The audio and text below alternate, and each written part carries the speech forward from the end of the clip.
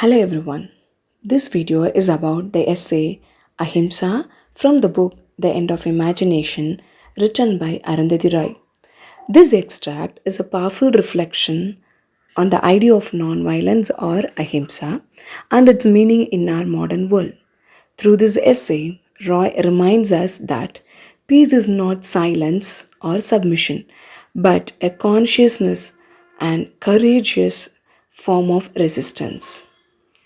About the author, Arundhati Roy is an Indian novelist, essayist, and an activist.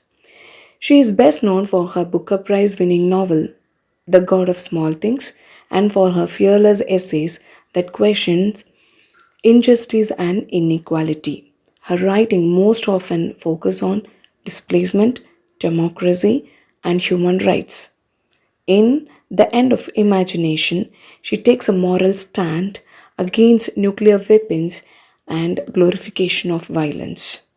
This essay was written in 1998, soon after India conducted its nuclear test.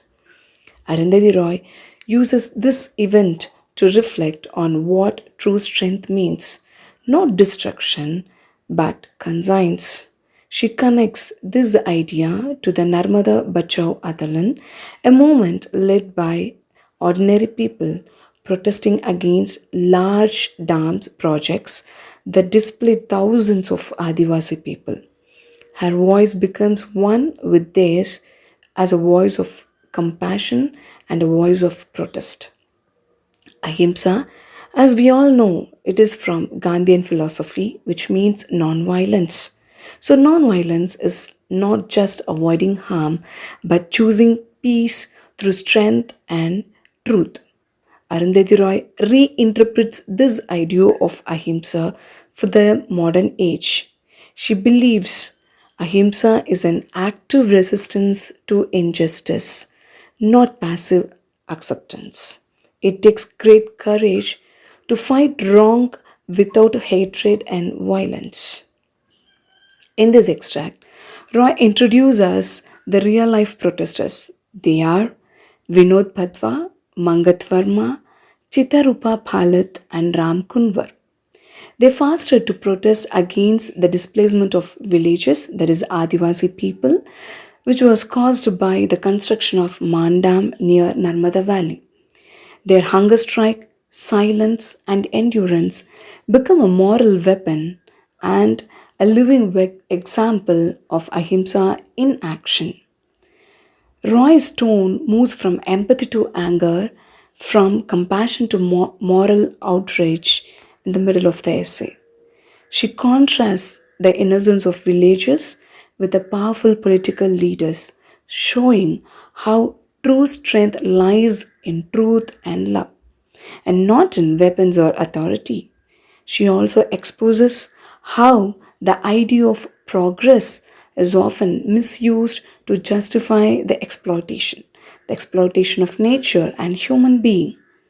Some of the key themes in this extract are nonviolence resistance, human displacement and injustice, environmental activism, true meaning of democracy. Through these ideas, Arundhati Roy calls us to think deeply about what kind of world we are building. One which was ruled by power or one guided by conscience. Roy writes in her essay as they have fasted 2 days longer than Gandhi did on any of his fast. This shows the depth of their commitment and courage. She also says it is demanding more modernity, not less, more democracy, not less. So, through this line, her point is that nonviolence is not outdated. It is the most modern form of protest because it demands moral evolution. Even today, in times of conflict and injustice, the message of Ahimsa plays a vital role. It teaches us that peace is power and silence, when filled with truth, can shake the world. As students and research scholars, we too can practice ahimsa in thought, word, and action by standing for truth and compassion. To conclude, Arundhati Roy's Ahimsa is more than an essay, it is moral awakening.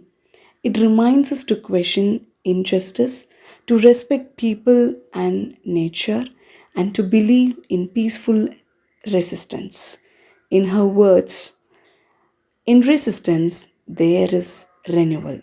I'll repeat, in resistance, there is renewal. Let us remember that every act of peace we choose becomes a quiet revolution. Thank you for listening.